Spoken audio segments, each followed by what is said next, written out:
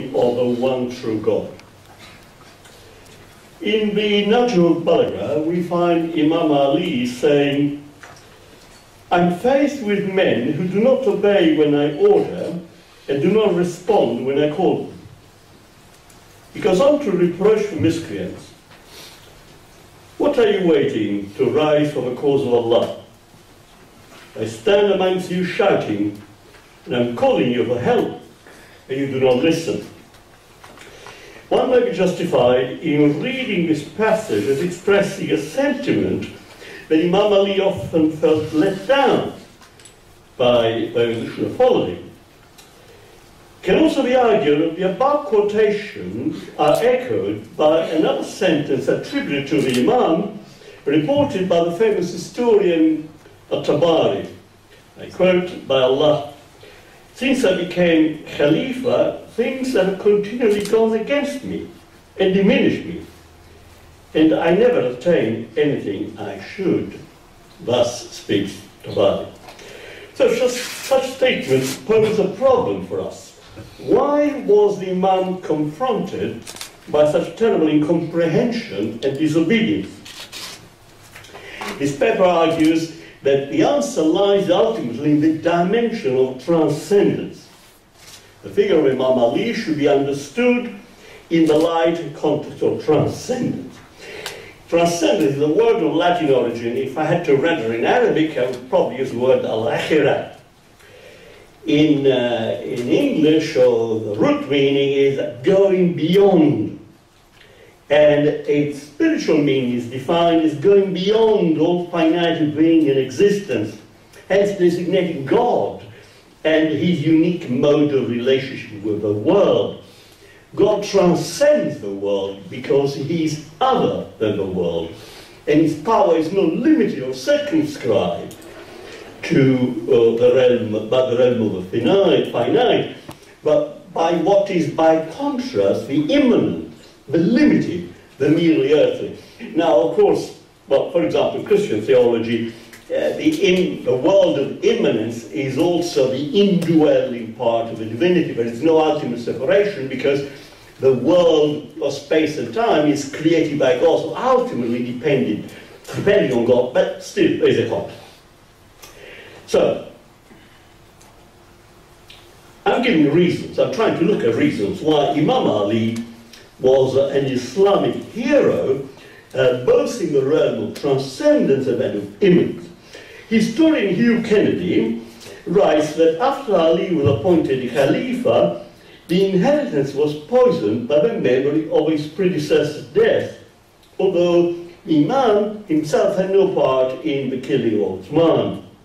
Now, leaving aside the question, of course, whether Uthman really had a genuine right to be Khalifa instead of Ali, Tabari also writes that the Imam vehemently affirmed his innocence and swore personally to stab Uthman's killers unless Allah should will otherwise.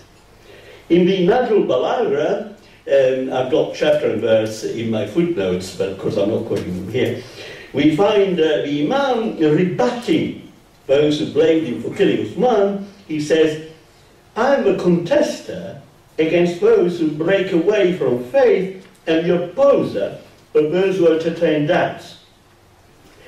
The Imam was defending the rights and privileges of early Muslims against the traditional Quraysh elite represented by Uthman, which were seeking to maintain control over the Ummah. Therefore, we understand how Imam Ali's political problems started, so to speak, because he sought to uphold genuine Islamic principles. And this is important because it relates to a key Quranic verse, it's Surah 17, Ayah 33, quoted in English, "Taking not life which God has made sacred, except for a just cause. If anyone is slain unjustly, we have given him authority to demand qisas or to forgive, but let him not exceed bounds in the matter of taking life." Well, one can at least observe that if it is the case that Uthman's caliphate was trampling over rights of Muslims in general, then a juristic argument could in principle be made out for the justice of Uthman's killing.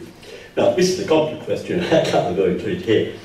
However, if Imam Ali as Khalifa was upholding the rights of the generality of the faithful against the privileges of a few, his position seems to me vindicated. Now, the next stage of the Battle of Siffin, and I apologize, much of this Islamic history is probably very well known to you, but so I've got to develop my article. So, a crucial test by the Imam of the Battle of Siffin. The Amir al-Mu'minin was leading his army against that of Muawiyah, the governor of Syria.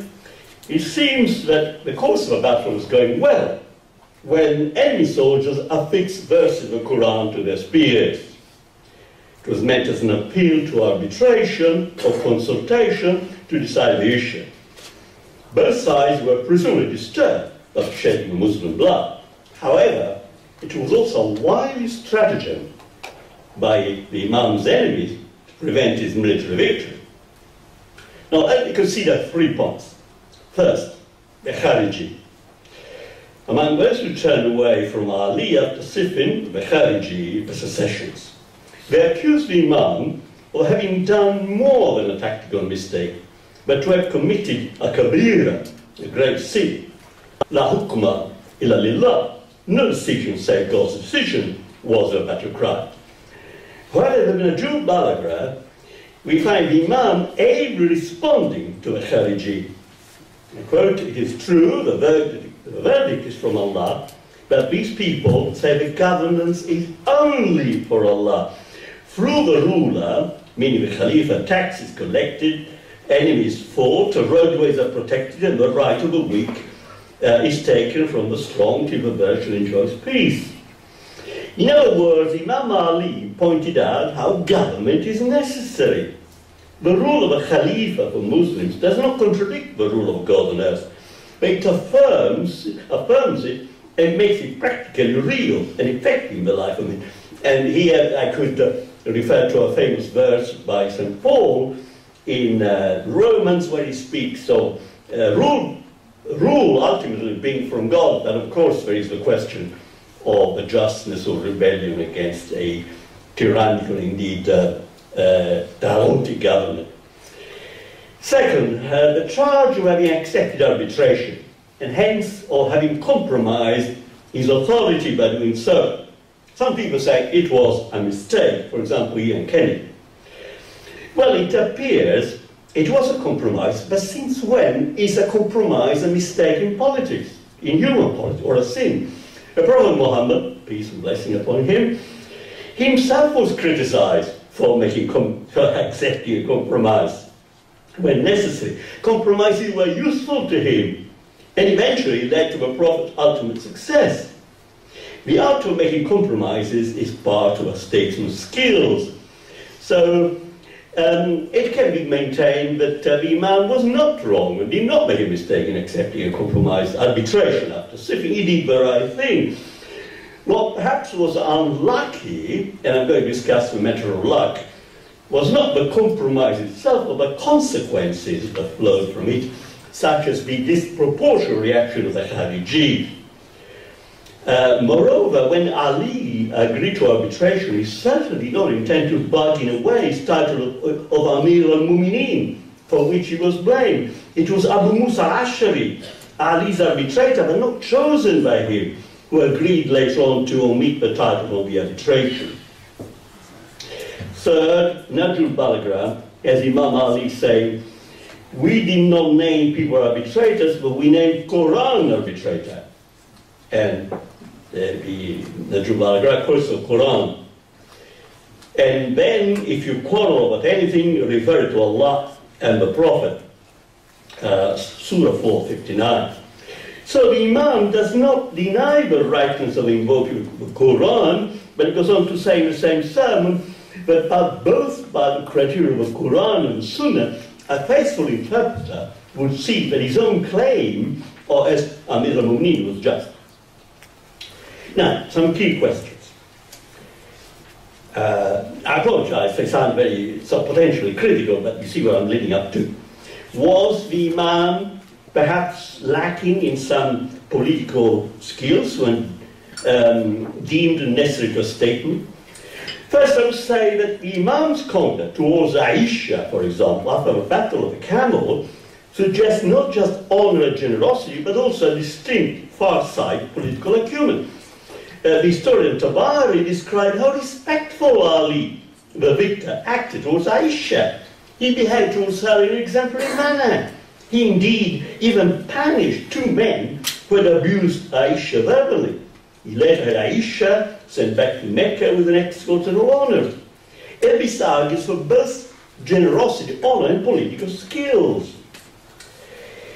So Ali was both spiritual and a possessor of political skills.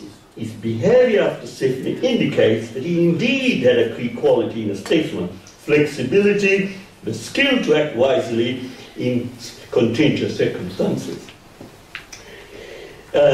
Second, the Amir al-Mu'minin is also a leader in the sense of being a commander of Muslim armies. In many battles, Ali displayed a courage which became legendary. Let us remember, Ali was never defeated in battle and only fell under the dagger of an assassin. Why at prayer?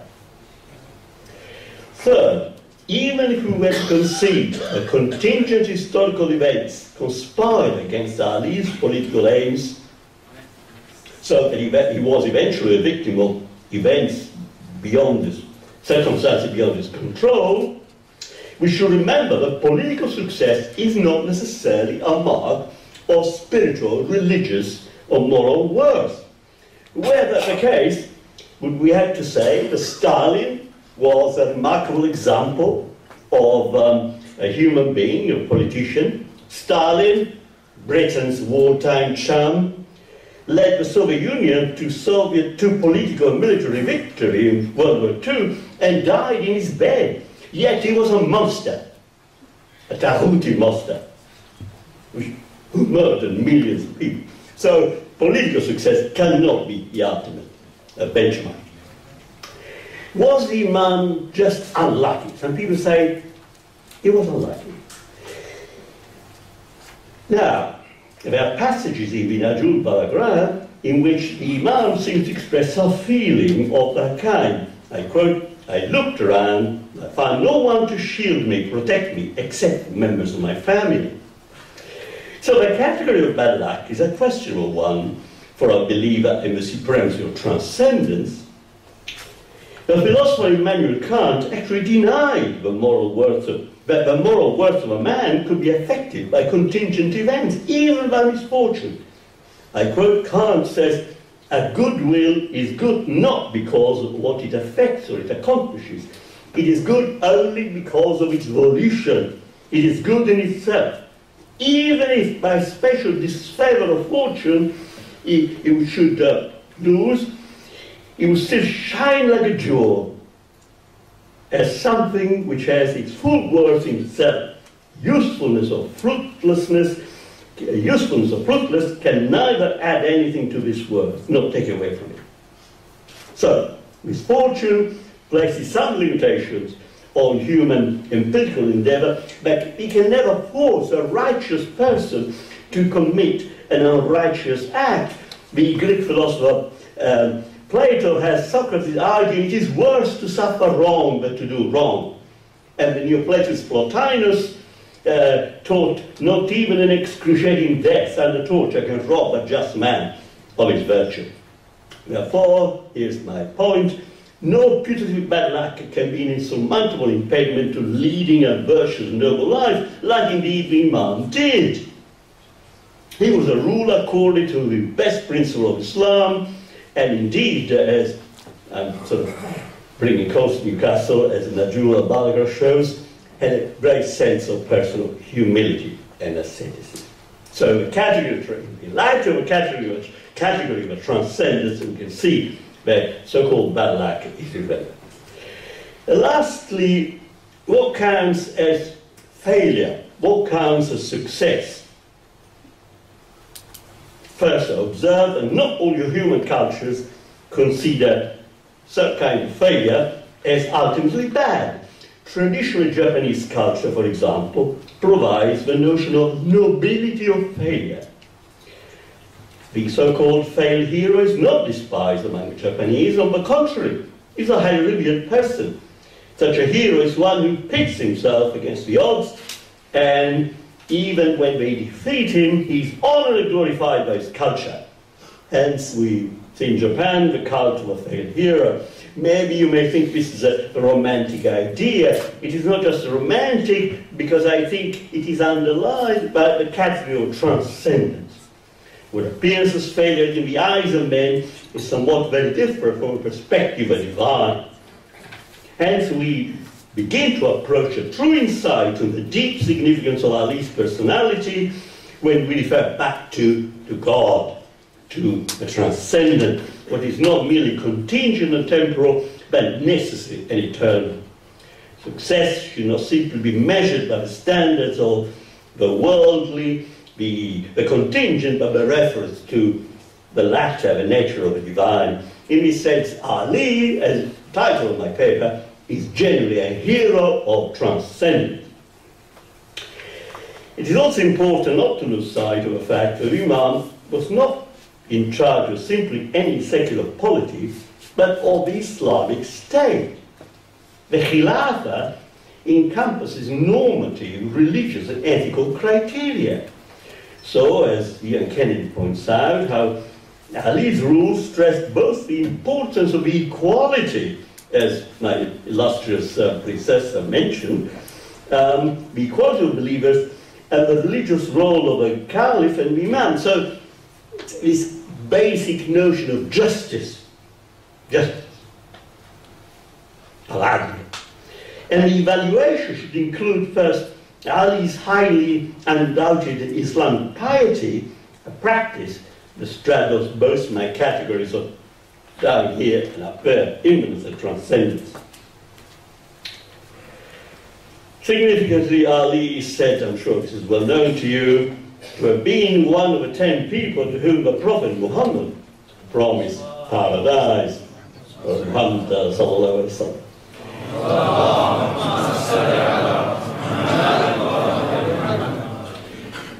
Second, we should keep in mind Ali's sense of justice and his commitment to the cause of less advantaged Muslims. And on this latter point, Ian Kennedy has written a book which I studied during my recent MA in Islamic Studies, which is about the Caliphate. So I'm quoting him a bit.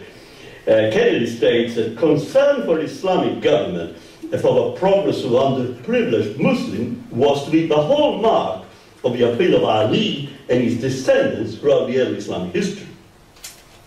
Thirdly, evidence of Imam Ali's deep success is also amply indicated by his high status as supreme Muslim hero post-mortem, both amongst the Shia communities and indeed amongst the Sufi tradition. And he exists for important texts like Najul Balaga is a further proof of that. I don't like telling anecdotes, it's not very academic, but I've got to tell you an anecdote. I was once on a tube platform in Hammersmith in London. I had a tissue of Arabic book in my hand.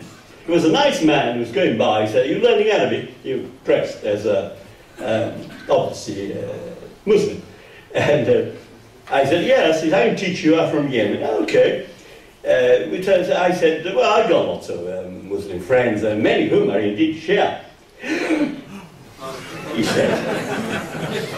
He said, "Look, whatever you do, keep away from the Shia." So I said, "I'm going to tell them." I've done so before. Well, so I come to my conclusion. I'm really summing up my paper. I've considered some key events in the caliphate of Imam Ali from both these categories of transcendence and immanence. He was appointed Amir al-Mu'mineen in excessively difficult circumstances pertaining to contingent events related to space-time. And they're referred to in Najul Balaga, following the killing of Uthman. The arbitration which followed Siffin entail a set of new problems and challenges. However, I've argued that on the whole the Imam dealt with them ably, giving proof of political, military and pragmatic acumen. For example, his conduct towards Prophet's widow Aisha after the Battle of Camel suggests both wisdom and magnanimity.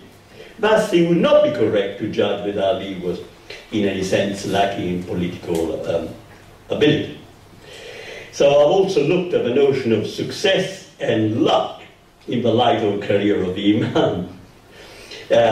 My paper has concluded that success should not be measured only by reference to the earthly, to what is done below, but reference to God. I mean, we believe in God, but we are not pagans, we are not animals. We don't believe that it's only about down here, it's God. So, not just human criteria, but crucially by divine categories. And also, no idea of misfortune or bad luck can ultimately affect the moral and spiritual status of a figure of Ali ibn Abi Talib. The evidence appears that he saw himself and his rule as above all as defending the rights and equality of the multitudes of Muslims, as opposed to a privilege of the Banu Umayyah cabal. In this sense, I think we are justified in calling Ali a hero, not just of transcendence, but of immanence, of this world here below and of the world above, insofar as that he fought for justice for the underprivileged and ordinary believers. In the end, of course, the ultimate, full, complete truth of these matters, as indeed the Najul Balaga admits, is known only to God. Allahu Alam. Thank you so much.